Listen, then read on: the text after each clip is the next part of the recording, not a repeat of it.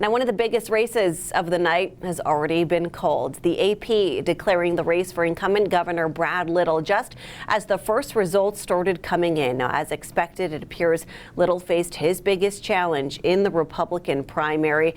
The governor addressing supporters at the podium at the Republican Party watch party just minutes ago. We hope to get that to you soon this evening. But first, we are going to check in with our anchor Don Nelson, who is down there live, and listen to the governor speak. Don, what's the energy like down there at the GOP election party? Well, I can tell you, we're trying to get the governor here. We're going to speak to him in just a moment, but he already came up to the podium, and I tell you, when they talk about the red wave, when he took the podium, everybody was just very, very loud, and he wanted to thank all the supporters.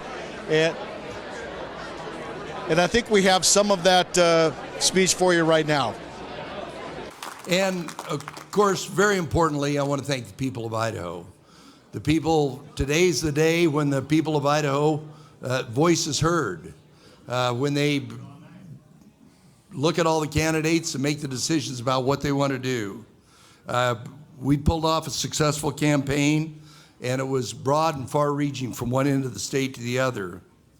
To me, the election results today translate into giving us a mandate to keep our state on the path of incredible and unprecedented success, to continue to show Washington, D.C. and the rest of the country how to do things right.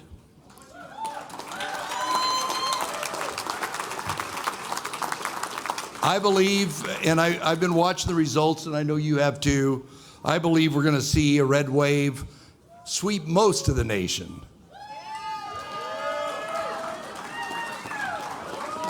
People are tired of record inflation, limited opportunity, and government leaders who ignore the struggles that diminish their opportunities. Here in Idaho, we have responded to the call from businesses and citizens to make government responsive and accountable. Years of consecutive good governing, conservative governing, and positioning Idaho to take back more of their hard-earned money so that they can have record tax relief, to have the strongest economy in the United States, and to have the most stable budgets with the best chance for Idaho to weather any lingering recession. Folks, working together matters. Our ability as elected leaders to get things done matters. Leadership matters.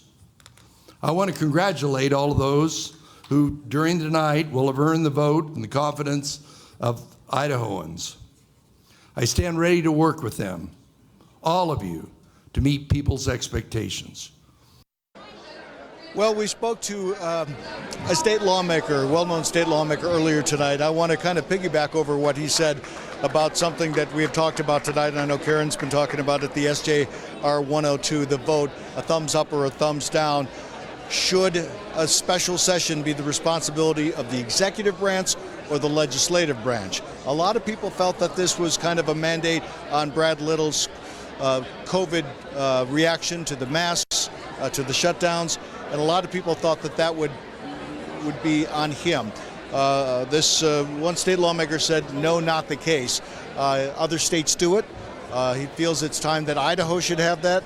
There's a backstop to it with the 60% of the votes in both chambers, both the House and the Senate have to give the 60% vote to make it pass in the special session. And it's a very red wave tonight here. We're going to speak, we'll get some more details from Governor Brad Little here in just a couple of minutes. But for now, live at the Grove Hotel in downtown Boise, back to you.